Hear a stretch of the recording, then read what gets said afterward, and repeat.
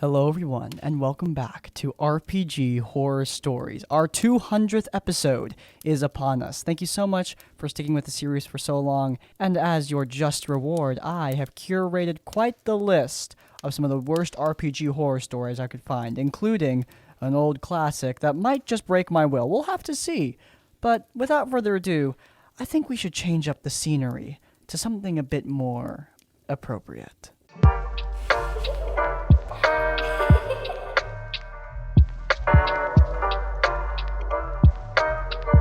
A few Dune sessions ago, we kicked a player whose player character, in short, tried to flirt with another player character, got rejected, and took that very badly. And by that, I mean she tried to kill the other player character's NPC fiancé repeatedly. When she failed at that, she started treating DM very rudely, and thus we kicked her. Before our last session, one of our players, shy and silent guy playing an economist named Reeve, says he's got someone who wants to join us. This new player seems initially fine. He makes a character named Jay, who is a pilot for the noble house my character is an heir for. We also have a Gnaz sword master named Troy, who's the aforementioned player who rejected the kick girl. Because there's been a theft of house treasury, the NPC, who's the father of my character, wants to send my character and other player characters with him to a hidden safe house. Troy asks if he could bring his fiancée Eugenia there too, because she was recently a target of an attempted murder. The father agrees, but Jay tries to argue that Eugenia is a danger to us because she belongs to the Bene Gesserit order. That's a secretive quasi-religious order with minor Illuminati vibes. Still, there's been nothing to suggest she's got anything against us. Quite contrary. We joke about how everyone seems to hate Eugenia for the weirdest reasons. Jay doesn't get his way, and Eugenia comes with us to the safe house. Once there, she takes a bunch of spice and starts having a vision. This is usually where the DM tells us we have missed all her subtle hints, so here's a dumb one. We were a bit stuck with the plot at the time. She tells us the safe house has been compromised, and unmarked soldiers are coming to kill us. Our thopter has apparently been sabotaged, and Jay says he will attempt to lead the soldiers away and buy us time. He goes, while the rest of us fortify the house. He says he instead wants to lead them in through a secret tunnel.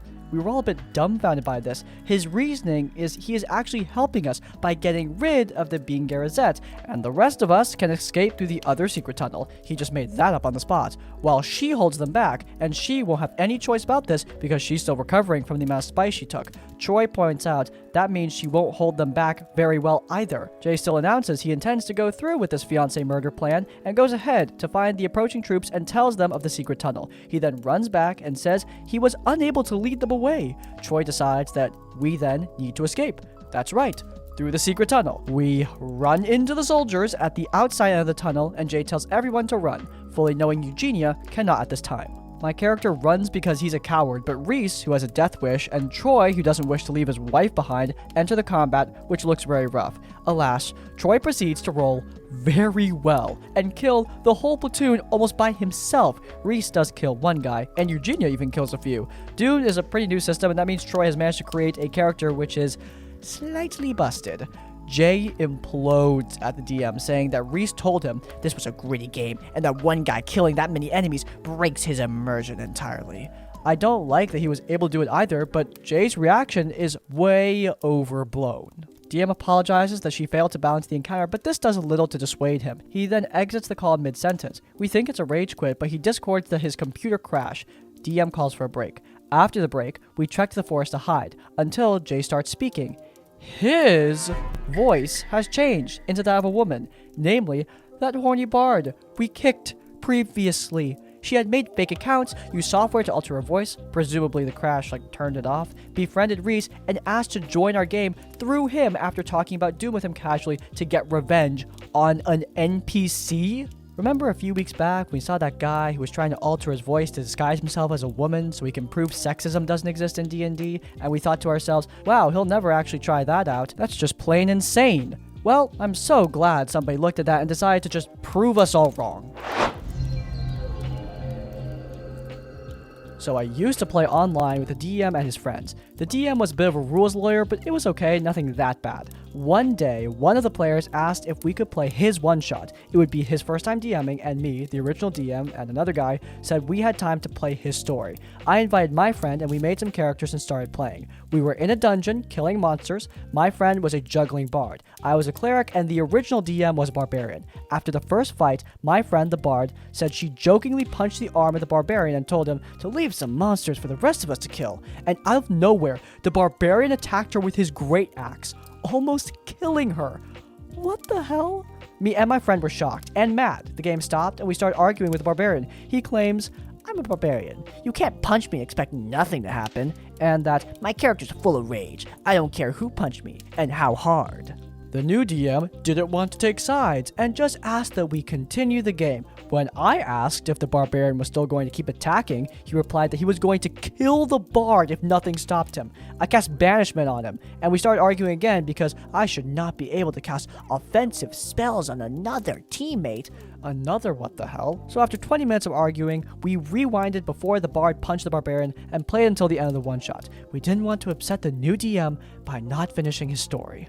When the game was over, we started arguing again, and the barbarian dropped the cursed line, I didn't spend 3+ years in theater school to stay out of character. I did what my character would do in that situation. We never played with them again. The barbarian asked me why I never showed up to his sessions again, to which I did not respond. When I was in college, I was part of an AD&D campaign that was played for 1 to 2 nights per week, usually on Thursday nights and then a Saturday marathon if all the players and the DM were staying on campus for the weekend. One week, I got roped into an event that was going to take me off campus on Thursday night, and I wasn't going to be able to play. One of the other players told us that a friend of his had been asking about playing because he had been playing some in high school, so he asked if the group could play and let the friend take over as my player character for the evening, and the DM cleared it and said it was okay. When I got back on campus on Friday morning, I ran into one of the other players, and he said he needed to talk to me at lunchtime about the game. It turned out that the new guy ran the entire session off a cliff. My player character was a 10th or 11th level chaotic neutral halfling thief, who, due to a particular advantageous dexterity roll and a set of particularly light fingers, had accumulated a fair amount of magical goodies. They could be used in emergencies if needed for defense or particularly egregious BBEG battles, but were really being held onto for trading or selling when the party got back to a major town. Instead, the guy begins using everything he could in minor skirmishes. He also attacked NPCs for just no reason. When the party got into the big battle of the night, he had my character sneak away from the party to scout the scene. When he got back from the group, he reached into the bag and pulled out an item to throw into the melee that effectively resulted in a high-powered fireball being released on the BBEG, but caught the rest of the party in the conflagration. Fortunately, the other player characters were powerful enough that it did not kill them all, but it did take a couple of them to 0 hit points, and the ones who were still up were forced to use some powerful healing potions to get the party out of the scene. The party cornered my player character and tied him up. The DM and the group threw the new guy out of the session, and the guy who invited him apologized to everyone else there. I don't remember how the DM had our characters recover the situation for the next session, but I know it was a combination of retconning and bizarre explanations of some sort of possession or charm. Danger, danger, danger. I'm sure we've all had a DM that kind of did something a little odd, maybe downright creepy. I had a good run of never encountering one until I decided to join a Discord communities campaign. Things seemed fine at first because I knew all the people fairly well. I figured, let me invite my girlfriend. She would love to play because she's always wanted to but never could. So I asked, and they all approved and welcomed her. So I made a Dampier Vampire Death Knight or something like that. My character was my first edgelord. I've never made one, so don't kill me. Anyway, he was dead, very dead. As dead as a vampire, kind of dead. Remember this for later. Our first encounter were basically giant beetles, hyenas and honey badgers, and then the harpies. As he described them, the large, succulent-breasted harpies. We were all a little weirded out, but continued anyway. The group barely survived any of his encounters, and by this point, we were all basically down and out. We weren't TPK'd, but he has a local town come save us, and we wake up there. Fast forward to the next session. I wake up in an alchemist's house. I can see the tools of the trade, and it would be beneficial to the group to learn alchemy. So I look around to find a woman with small... What do I even do with that? We go and do a quest for the town. I do a personal quest for this woman, gathering some materials to try a special potion, some wild magic type stuff. We both create the potion. She asks if I'm willing to test the potion, so I very hesitantly agree to do so. The potion makes me rapidly lose all my hair, and I start dying, turning into more of a corpse, I guess. I don't know. After days of trying to find out how to cure it with other potions, the DM kind of forces me into a roleplay scene. Almost no control over my character outside of yes or no, which was never listened to anyway. He made my PC and this NPC have hot and steamy sex, in quotes, and we'll go into detail about it. Towards the climax of the scene, he basically turned her orgasm into light beams, telling me she's an angel and... I'm sorry, but what the fuck? I feel like a normal DM would have just made her cure me normally as a DM, if that's what's going to happen. I don't know. I fell out of this campaign basically right after, but my girlfriend stayed in. She's probably got more stories than me, seeing as she left me for him. But that's okay. But anyway, thanks for listening to my DM force my PC into sex. Okay, well, at least we've got the bad one out of the way. 10 minutes in, you know, that's good, right? Right? A friend of mine is a huge Cyberpunk Red fan and convinced me to try the game last weekend. He'd be the GM, and me and the 3 others would be players. I didn't know the other folks, but he did, so all good. It was meant to be a one-shot, which may or may not evolve into a full-on campaign. We were a bunch of nobodies who had to bring the dangerous MacGuffin from point A to point B, avoid asking questions, and attracting attention. Classic pulp setup. Nice, reliable. We have a blast all the way to the end when, to no one's surprise, we end up in an ambush. It's a small group of tech junkies or whatever, a somewhat threat. We stand our ground and, while injured, manage to get rid of all of them except one who tries to run away. My character, who by all means is nowhere close to a murder hobo, but lives by a no risks allowed mindset, points his gun to the fleeing guy and takes aim. This is when another player, a guy who for some reason fights with a bow and arrow, points his weapon at me and tells me to drop the gun. I, as a player, think he's setting up a dramatic moment, and I'm all down for it. I love this stuff. As a character, I call his bluff and take the shot, which kills the dude. This is immediately followed by the guy shooting his arrow at me, putting me in critical condition. I want to stress that this guy fought just like us without holding back, and during the game, never remarked about any sort of morality. Regardless, I am not dead. I'm expecting some glorious RP on my way, and while keeping the arrow on me, I confront him, which results in another arrow pointed at me. The junkies are now all dead, so in an attempt to calm him down, I declare that I get close and try to put my hand on the arrow. He shoots, gets the highest score on the hit roll, and almost maxes the damage, sending me on the ground but not outright killing me. The subsequent failed death save does the trick, though.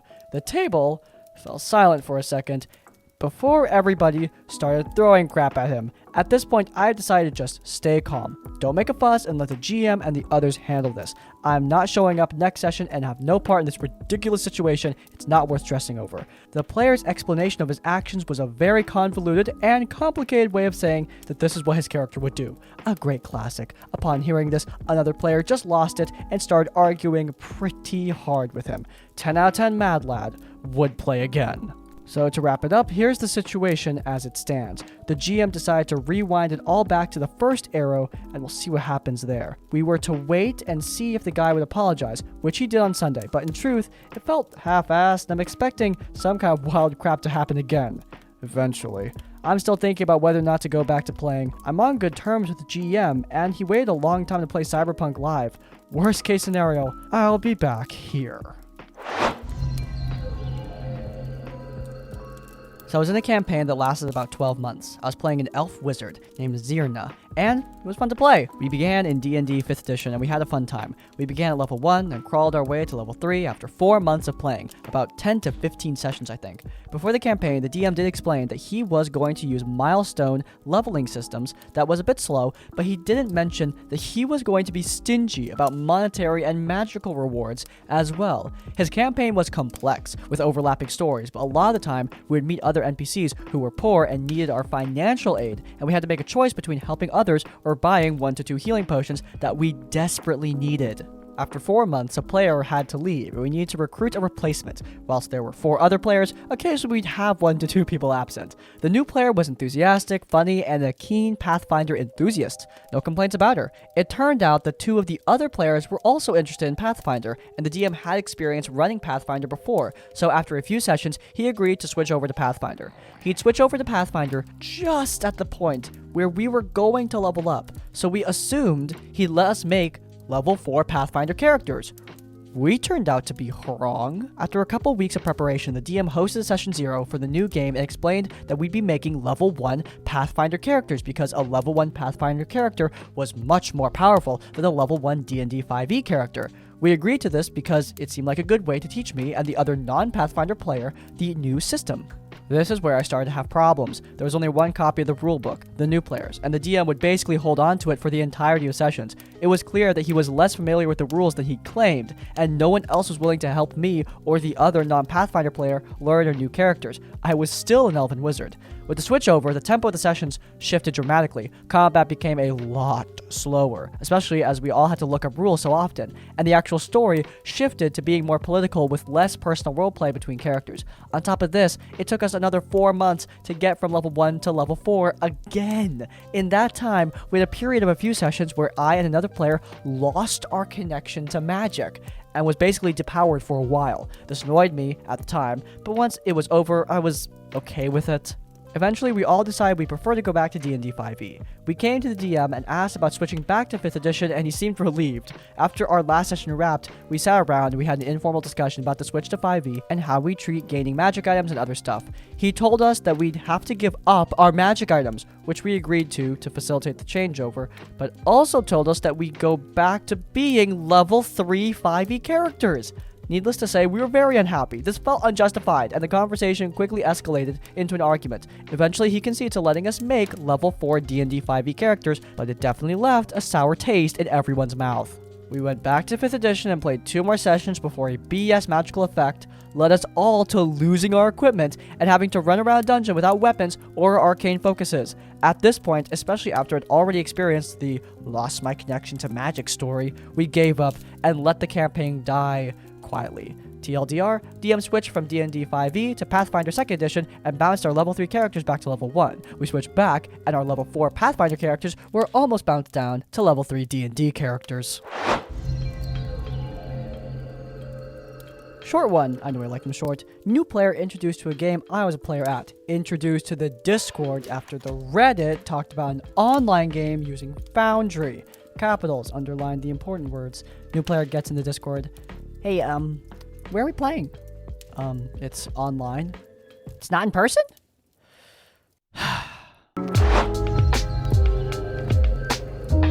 Used to play D&D with a guy. Let's call him Keith. He was a pretty chill dude, nice and friendly. He liked to experiment with mechanics and go deep into roleplay. Why is it on this sub then? He went too deep into roleplay, like Tropic Thunder RDJ deep. Every campaign I ever played with a dude always went the exact same way. He comes up with a very cool character premise, everyone gets excited, and then BAM! The first instance of adversity occurs, and the character just loses it completely. We get into a tomb to deal with a necromancer. We walk into a room and meet zombies. We easily dispatch them. Then, we try to move on to the next room, except Keith's character isn't with us. He stayed behind because he's terrified and insists on role-playing out the whole trauma. We spent an hour convincing him to continue the adventure. We go into another room, more undead attack. Keith's character, now traumatized, just bolts. And now we have combat with a whole character short. It is now very unbalanced. One of us dies, because that's just low-level combat for you. Well, whatever. The player goes off and redoes a character. Backstory to be determined. They'll rejoin next session, no biggie. Now normally, we just clear out this dungeon, get back into town, and they'd rejoin. Nope, Keith's character is now working through the death of a close personal friend he'd known for all of 3 hours. Oh, cruel world. It got so bad the dead character's replacement basically had to Kool-Aid man through the wall so that their player doesn't spend an entire session waiting on us. These were not fun sessions. Second, minor Keith story. Keith joins our game mid-campaign. The idea is the party rolls into town, finds Keith's character imprisoned in the town square, and recruits him. Well, it turns out Keith's character just doesn't want to join us. One of our characters is a dragonborn, and Keith's character is a very deep, very well-written bone to pick with all dragons and all their kin. No idea what that backstory was, because we never recruited that character, and Keith, well, he had to re-roll. Deep, thoughtful roleplay is great, but you need to make sure it builds a better game for everyone to play. Keith is a tad out of the ballpark on that one. As far as I know, there is not an RPG cringe stories subreddit, so if this belongs in a different place, sorry. I recently began DMing Curse of Strahd for my friends. We are 2 months in, around 8 sessions. So far, it's been amazing. We've got a group of 5 players. Their characters and races don't really matter. 4 of the players have never played the module before. Each of their characters got spirited to Barovia, unsure and scared of where they found themselves. The 5th player has played the module 3 times, and we discussed ways for his experience to be beneficial to the group. This veteran player's character is a local to Barovia, the Wallachian wolf hunter. This player is basically a second DM, reinforcing the culture of Barovia's bleak atmosphere and acting as a guide for the party. Here is where the cringe comes in. The party encounters one of the module's named NPCs, who is a fairly important one, Esmeralda. In my games, I try to do voices and accents. I spend an unhealthy amount of time talking to myself, practicing dialogue for the upcoming session. I figured the best way to portray Esmeralda is by using a vaguely French accent with an upbeat and positive tone. The players and I are role-playing, things are going good. But then I noticed that the veteran player muted himself on Discord. I figure he is doing something IRL. The topic of conversation is the Vistani people and why Esmeralda is an outcast from her folk. I don't remember beat for beat what was said. I just remember becoming self-conscious upon hearing myself, realizing that I sound less French and more like some unholy uwu speech or baby talk. Stuff like, I don't particularly crave what others think of me. I am not very good with Strahd since I believe Strahd is a bastard. The worst part of it was once I realized this, I could not stop. It got worse and continued to degrade with every passing moment. More people muted themselves until the whole group was silent. I am red in the face with embarrassment. Are you guys laughing on mute?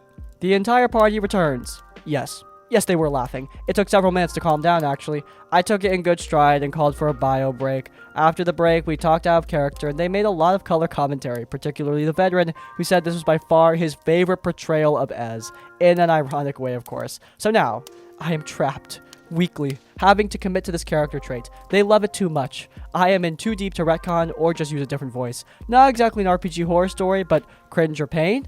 Yes, it is. Respect to the OP for taking this in stride. This is why I always tell my players I don't pay the voice acting budget. If this happened to me, I don't think I'd ever recover.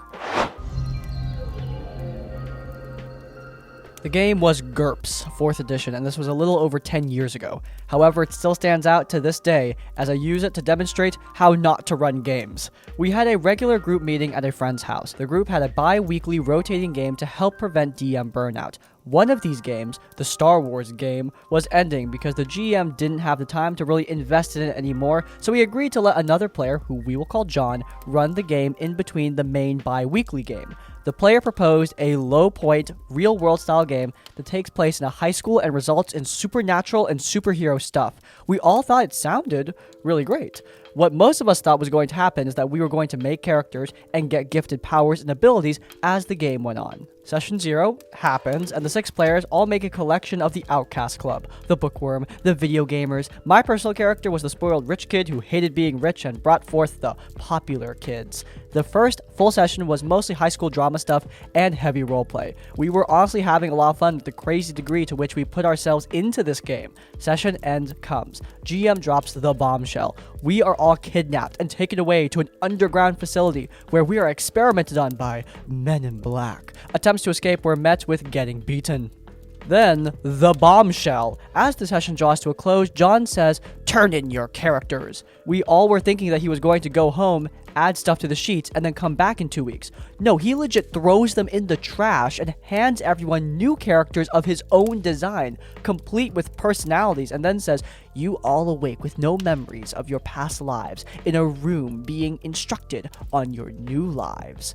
The entire group was now upset. As I told John then, it made no sense to have us make characters if you were just going to take them away from us. Why didn't you just have us had pre-made characters from the start and let's pick? The entire table wanted to just go give powers to our characters, the ones he allowed us to play for a full session.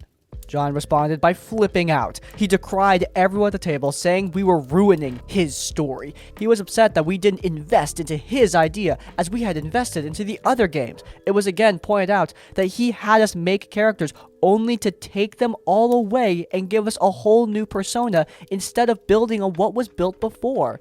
This is where John packed up his stuff and left the game days. He told us later that it wasn't because his game crashed, but that the other game masters weren't always equally sharing the spotlight of their games. This baffled me in particular as I tried to let everyone in every session/adventure spotlight a different character each time, and have for years. He had at least 2 full sessions of my game where his character was the spotlight. The only thing we could figure out was that he wanted all the spotlight, and just wanted to make it sound like everyone else was at fault.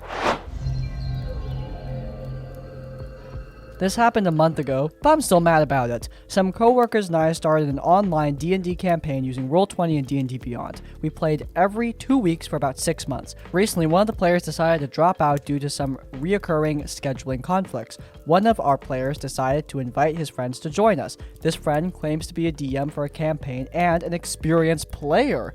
All the players in this campaign have been playing for 5+ years, so we didn't really want to take on brand new players unless they knew the basics at least. So we started the session with some role-playing to get this new player accustomed to our characters. The introduction started off with my druid saving his character from drowning. Then we take off on our adventure and run into some bandits along the way. Now mind you, our DM is pretty intense. Almost every encounter, big or small, ends with someone unconscious or making death saves. My character goes unconscious in the middle of battle, which is already stressful because I know I'm going to have to make some saving throws on the way because I'm the only healer too. This new player launches a ballistic in my direction because I'm directly next to the strongest enemy.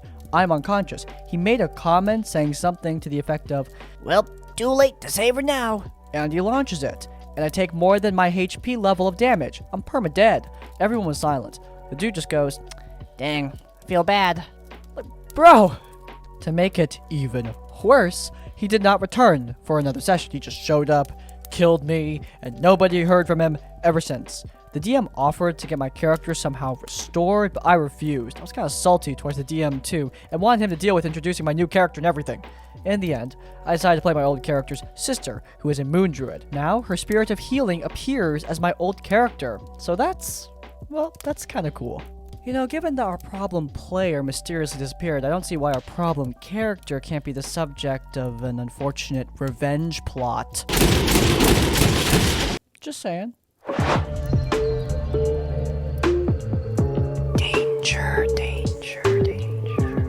So this was some time ago, and it was during my first group in D&D while playing the adventure Lost Mines of Phandelver.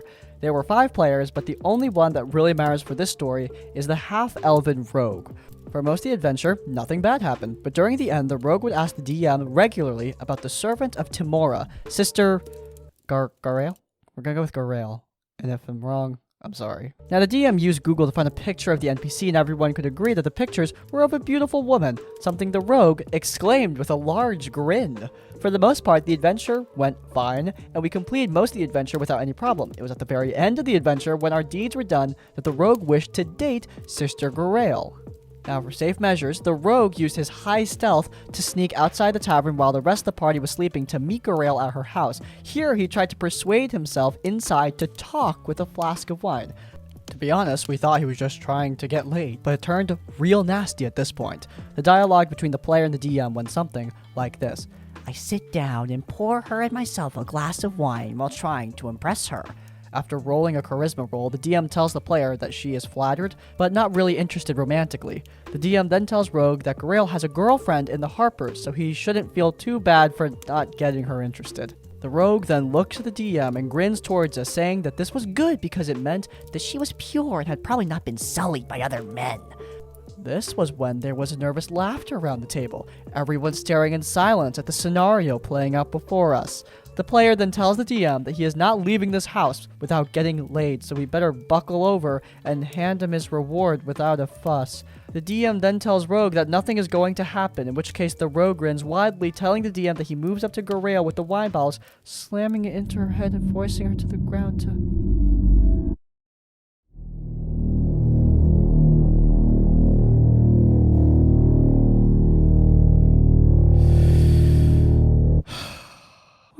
Way there.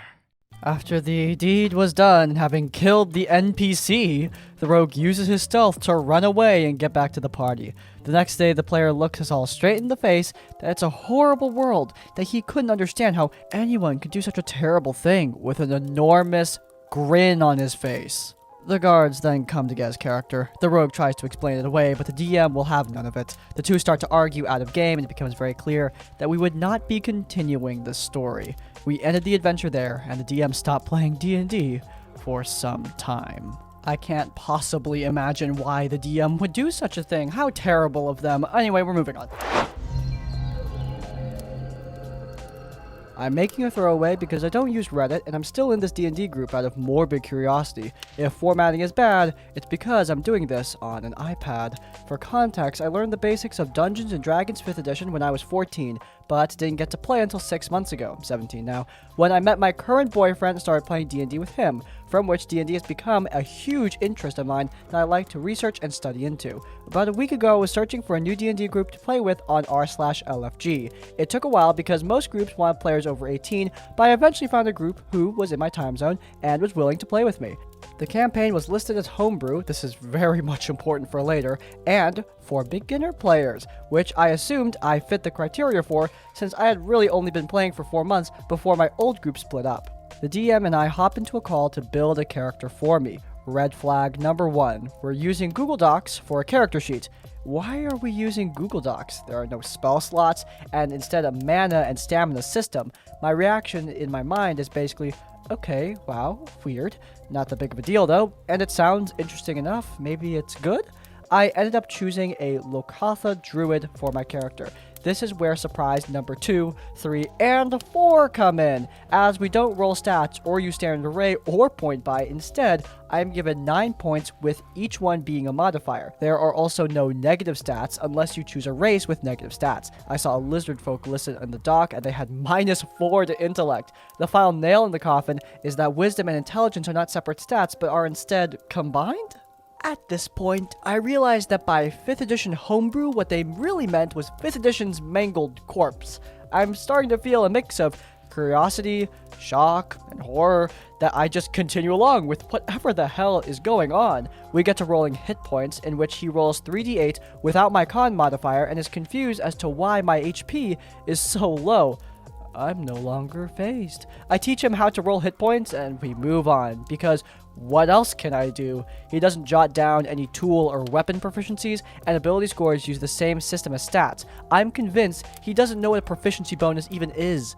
I ask about subclasses, and he says that we aren't using any? I'm not surprised, except for the fact that he asked me to pick a druid circle. I ask about it and bring up how he said we aren't using any subclasses, and he tells me that we aren't, and that these are druid circles. I explain as delicately as I can without sounding like a smartass that druid circles are subclass, and that different classes simply call subclasses different things. Finally, we get to spells. I choose 2 cantrips, which apparently use mana, as I try not to think of the balancing issues involved, as well as a spell. Spell as in singular. I, a level 3 druid, get 1 level 1 spell.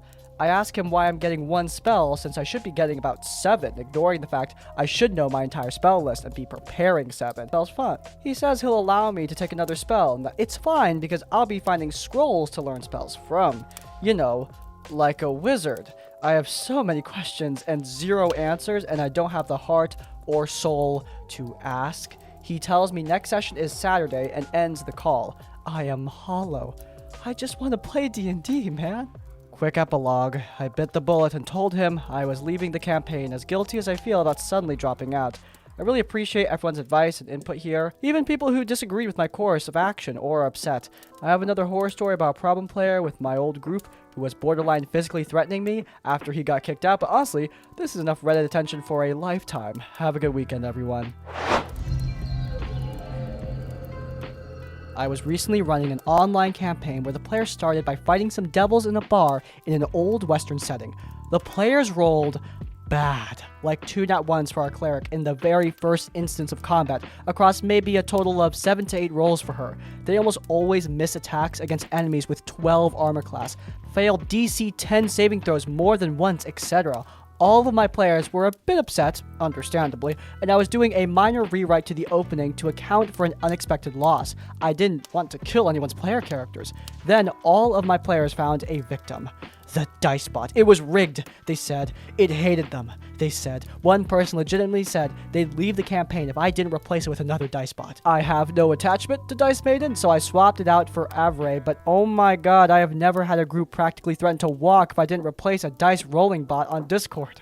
I know it's not the level of most RPG horror stories, but I thought it was amusing, and I wanted to share. As somebody who has been playing Destiny and grinding the Vault of Glass since 2014 and never gotten my RNG Vex Mythoclast drop, I completely sympathize with the plight of bad RNG. I have never had this happen in a D&D context, but I can only imagine that my reaction would be, yeah, about the same if I'm being honest. I love these stories, been listening for a few weeks now on YouTube. Thanks, by the way. I'm going to share this story of mine that's not much of a horror story compared to most on here, but I'm fairly new to D&D, and it's been at least a couple months. Now, weird preference of mine is that I like doing one-shots. I've been a little nervous to join an ongoing story, so this time I found a nice-looking one-shot. I'm a sci-fi nerd, and this was a sci-fi one-shot, so of course I joined the Discord, read it over, and decided to join the session. DM at first seemed cool. He gave us all a few days to get our characters ready. He asked us for minimal backstory. Then when the day came, we were supposed to get the show on the road. We were all in voice chat, talking, getting to know each other, and DM asked us what was the best long-term story we had been a part of. This, surprisingly, was where the trouble started. I told him I've only done a bunch of one-shots, no long-term stories yet. This, for some reason, was a problem with him. He told me that I'm not allowed to be part of his games unless I have proper experience with actual D&D, and that I needed to leave otherwise. I asked about how being part of a long-term story was considered proper experience, and he went on rambling about how long-term story is what D&D is actually for, not a bunch of crummy one-shots. We ended up arguing about my preference for a good 15 minutes, then I probably pettily replied after, you're running one of these crummy one-shots, right? Then a silence fell in the voice chat for a second, then he kicked and banned me from the server. This, so far, is the only bad experience with D&D I've had, thankfully. I've went on and played a lot of good games since then. Yeah, but were they all one-shots? Do you have actual, proper D&D experience? I'm just messing with you. Glad you're having fun with your games. This happened back in 2014. The roommate of my college classmates wanted to DM a game of Dungeons & Dragons 3.5, so we made our characters, and we got together for our first session. The group consisted of the DM, Tim, Tim's roommate playing a ranger-type character, myself playing a ninja-type character, my roommate playing a pyromancer wizard character, and Tim's friend playing a barbarian character. The group arrived in a port city, and we all met as we got off the ship that we traveled on. Right out of the gate, we all begin to piss off the city guards. This quickly results in combat. We managed to hold our own against the guards, and eventually draw the attention of a big bad general character. Tim described this general as very intimidating. Definitely someone you do not want to mess with. However, us being a bunch of disturbers, immediately challenged him to a fight. We win the fight surprisingly easily by decapitating the general's horse, causing him to flee. The rest of the guards followed suit. With combat over, we had an entire port to explore. My ninja character, named Shenanigans for good reason, became instant friends with the ranger character. We did the clasp of friends before immediately running off to the nearby barracks.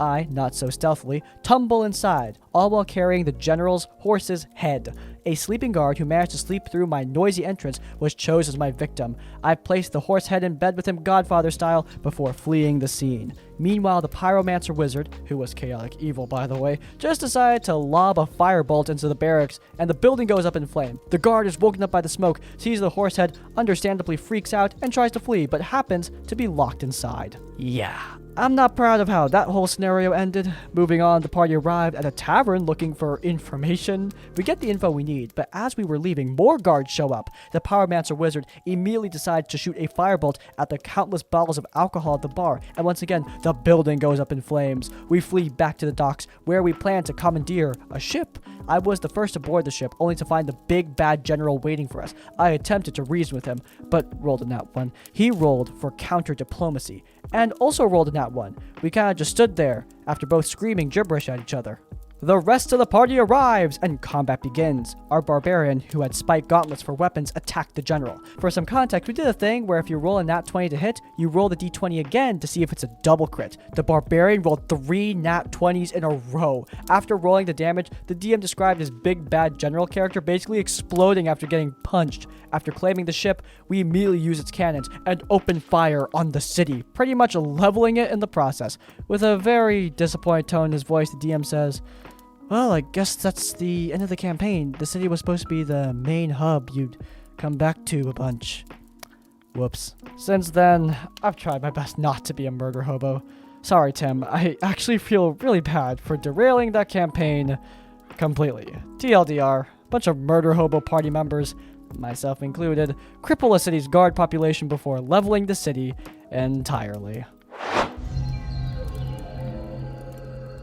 I don't even have much more to say about this. I have traditionally done old English-style voices inspired by video games and pop culture, some of my favorite movies and television shows too. I wanted to try expanding my characters to take inspiration from other cultures, and I have always really liked German accents. Reinhardt from Overwatch is an absolute favorite of mine, so I wanted to take inspiration from some of those German characters that I have a lot of love of to inspire a character who had a Germanic name with a German accent. One person in my group said it would make them uncomfortable, then the rest said it would make them uncomfortable too, and that it would be better that I not do it because it would be offensive. They said that I could not accurately represent a culture that I'm not familiar enough with, and that inaccurate representation would offend them, but like, I'm also not English. The crazy part is that it would be fine if I did Asian voices, like any Asian voice. I'm natively Korean, but I was raised in America. I can as accurately represent my Korean heritage or Korean culture as I can an English guy. They are both as equally as distant from my life as possible, as I am American first and foremost. To even suggest that somehow by being Korean I could represent Koreans at large, especially historically, is an asinine take. But to suggest that through being Korean I can represent every Asian culture ever, that's just racist. I feel like they're bending over so far backwards, trying not to be racist, that they've either buried their head in the sand behind them or up their own asses about this. I tried to explain that it's offensive to suggest I would be able to represent any Asian culture at all, especially non-Korean ones. I explained that what they are suggesting is that all Asian culture is the same. If they think it's okay for me to roleplay as any Asian character, but nothing non-Asian. I explained that by telling me I can only roleplay Asian characters because I'm Asian, that's racist. They were not having it. I'm also gay. Does that mean I can't roleplay straight characters? I didn't even get into this with them because I left the group before it got any further. For reference, they're all white, and as far as I can remember, I've only ever played Eurocentric characters. Well, audience, I have something to say. I have something I need to be honest about, to come clean. I've been racist in every game I've ever played. I've done an American accent for every NPC I've ever portrayed. Don't worry though, I'll go back to my proper place and only do Asian voices for every single character I play because that's the way things are. Apparently? Let me preface this by saying, this is a mild one. I run a weekly game going on 4 months now, and I was looking to increase the number of players. A few weeks in, we had lost a couple of players for scheduling reasons, and I decided to look for a couple new players to expand the party.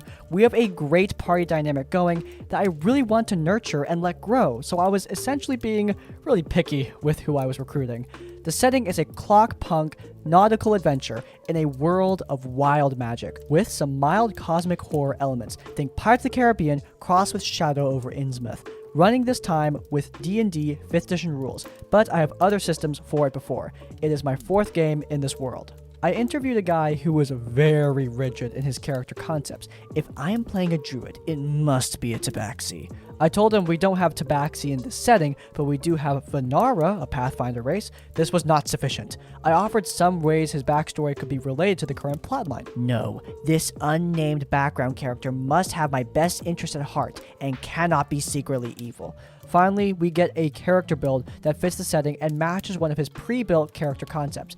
If I play a tiefling, it must be a djinn packed warlock with a fisherman background, but he cannot own a boat. I tell him the town we are starting in is based on 1600s England, so we use that naming as a guideline. He names his character something like Lafalilvia Tolkien Shilvina.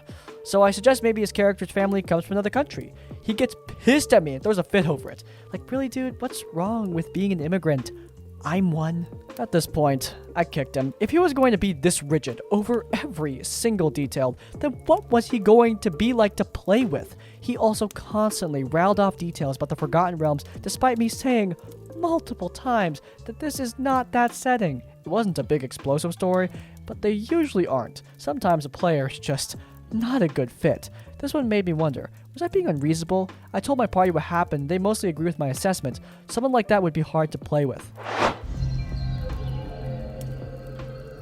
I, forever DM, always like to run new sessions with people who haven't played before. My style is usually rule of cool, and I don't let the raw get in the way of a good time. I give lots of freedom for people to play and do whatever they want. I encourage evil characters, and if you're new, it's a great way to just dip your feet into TTRPGs. Running a session with veterans of the craft, except one guy who we will call Drogue. The setting is pirate themed. Think Sea Beasts meets One Piece, where your role on the ship is as important as your race. Everyone's rolled up their characters. If you don't care what their races and classes are, just skip this paragraph. We have my longtime best friend rolling up a Toidal cartographer bard, a human blood wizard, a chef, and a satyr first mate who is the high DPS ranger. Oh, and a dragonborn paladin, helmsman. Our new guy who had never played D&D before rolled up a drow rogue for me. He was going to be a new hire from the captain who wanted an investigator on the ship to look for mutineers. First session rolls around and Drogue sits down at the table with his papers and says, "Let's open with a prayer." Everyone was so shocked, we had no idea he was like a religious character, that we sort of just went with it. He prayed for like 5 minutes, blessing everyone individually at the table. Okay, that was weird. Moving on. Half an hour in, our paladin makes a prayer to the god of light for guidance. I have gods that are based on the alignment chart. Each alignment has a god. My world's entirely homebrewed. Anyway, he is immediately interrupted by Drogue. "You can only pray to God." Our paladin replies that he is. Drogue replies, "Like the father of Jesus and you and me, right?" Paladin takes a few seconds before responding, "No?" This was the wrong thing to say, apparently. Drogue hastily packed up his things and stormed out. I am so shocked by this that I hesitate and only managed to catch him at the door. He won't listen to me and says before he leaves, "I don't know what you're trying to induct me into, but I won't have any of it." When I tried to reply, he literally put his finger up and went, I have never had anyone do this to me before, so I let him go. When I go back to the table, there's a long silence before our cartographer says, "We can, keep playing, right?" And so we did. No hate for anyone religious or anything like that who disagree with D&D on a religious level, but how do you not know about this before you come into the session? I even mentioned that I wrote gods into the story. I think you didn't realize anyone would pray to them. If anyone can tell me the thought process, I'm all ears. That's the neat part. There is no thought process. So I'm honestly about to leave this group. This player is always an issue. He's passive aggressive, it's his way, or he gets pissy and upset. He's left Discord calls when the group decides to do something he doesn't like. He constantly talks over people and then goes to text only when he calls out, since no one wants to hear me. He keeps after to pause the call about 4 times an hour to play with his 2 dogs and take them out. He's way too into these dogs. He calls the female his, "We're so close to the end, and I really didn't need this in my brain." Anyway, he constantly makes jokes about playing with the male's dangly bits. He also just made a comment, "Of course my French dog French kisses. How else would I kiss her?" This was not played as a joke. I'm incredibly uncomfortable with this. I'll be talking to the DM and server owner about this because I am fully convinced now this man is doing things with his dogs. He's also made comments about how he's never found humans attractive. At first, I ignored his slightly dirty jokes about the dogs, but they're getting more frequent and worse. It's getting to the point where I don't want to play with this dude anymore. Hey guys, I just wanted to share some of my stories from my Tomb of Annihilation campaign. Pretty mild compared to some here, but really infuriating at the time. This was on Roll20 at the start of the pandemic.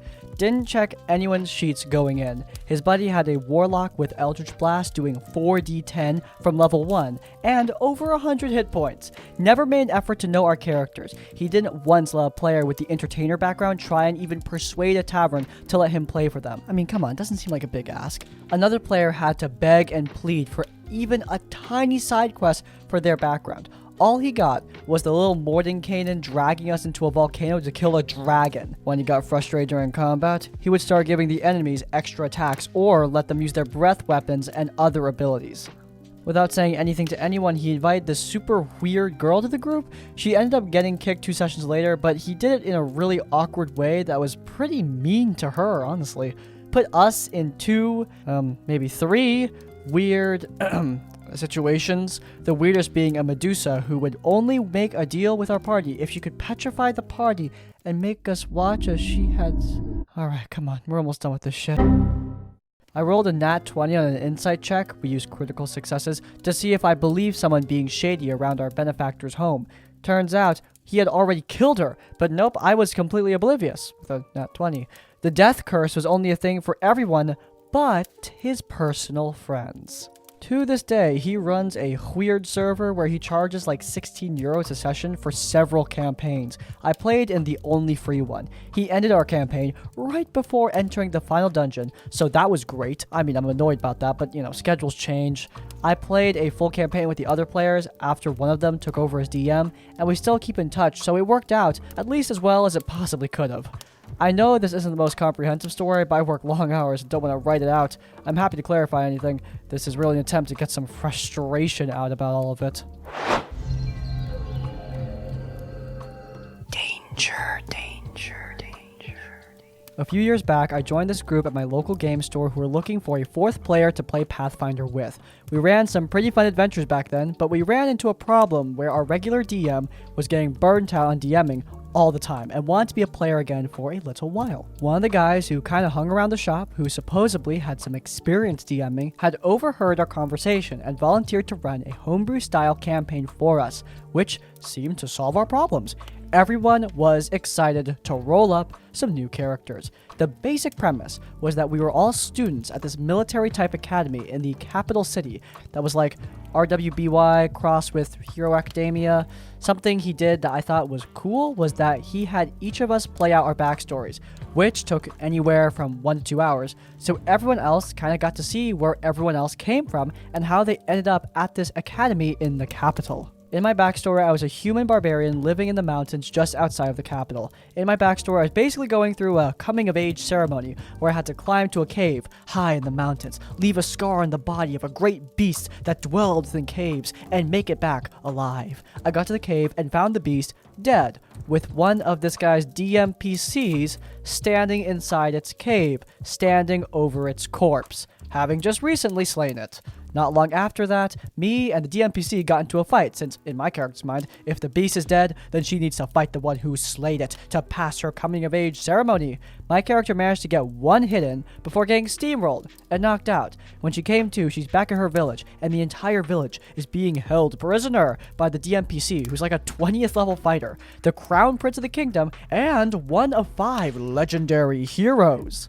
The long and short of it was that the DMPC was impressed with how my character fought, wanting to take her under his wing and sponsor her way into this academy.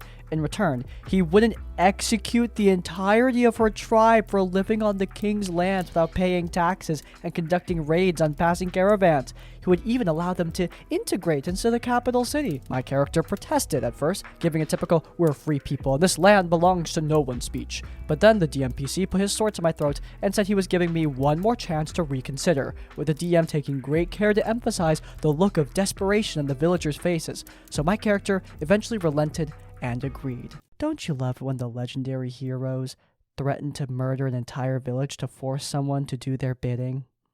Me too.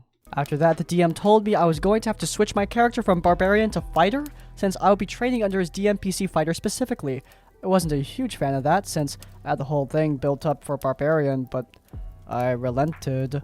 What really annoyed me was how he nerfed my stats and basically made me a watered down version of the DMPC I had just met, As if it wasn't all bad enough, in-game his DMPC fighter was basically praised and lauded for having tamed the wild beast, aka me.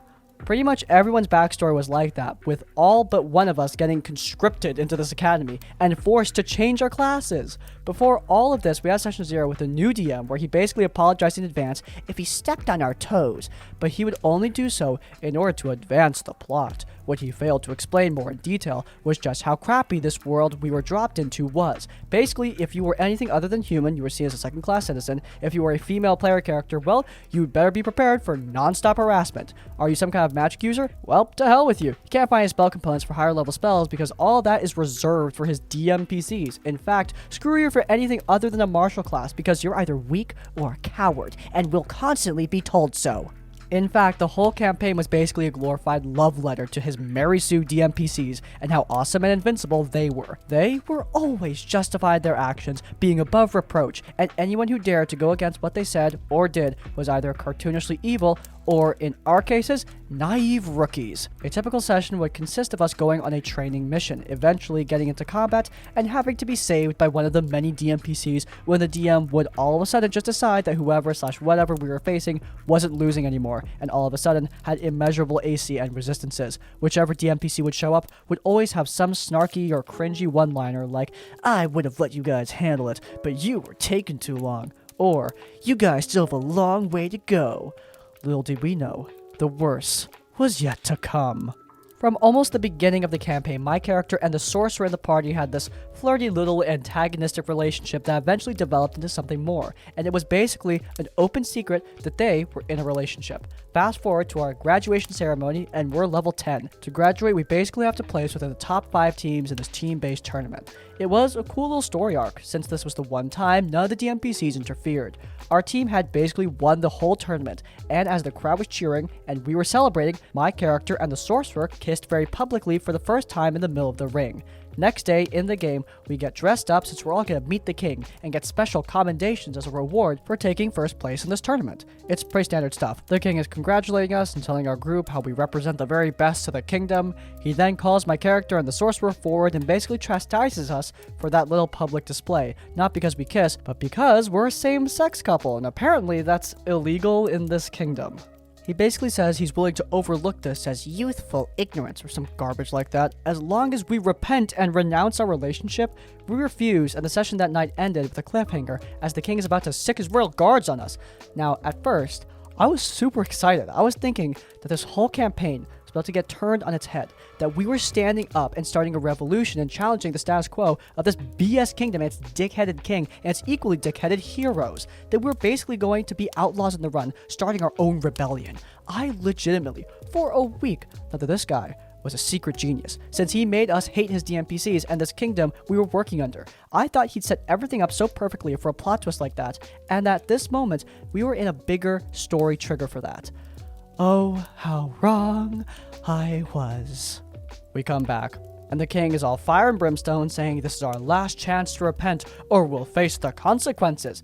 We toss the little pins that indicate our status as graduates and hold hands, partly in defiance, but also because we were planning on teleporting away. The group had basically agreed beforehand that we would run, so the plan was to get back to the group and teleport as far outside the capital as we could.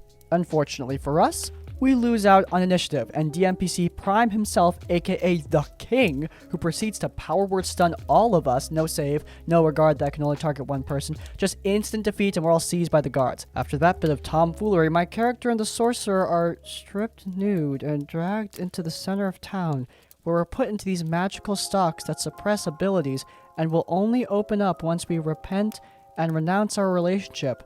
The public is told of our sins and are told that we are free for public use by any man.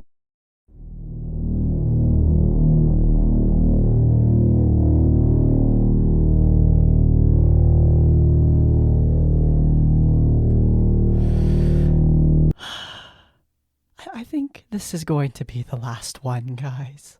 Our party members are about to look on as we're about to be by an entire city and are told that unless they disavow us, then they will be executed on the spot. Each party member refuses and tries to win over the crowd, calling out how this is BS and it's just wrong. They're booed and have fruit thrown at them before their power word killed instantly.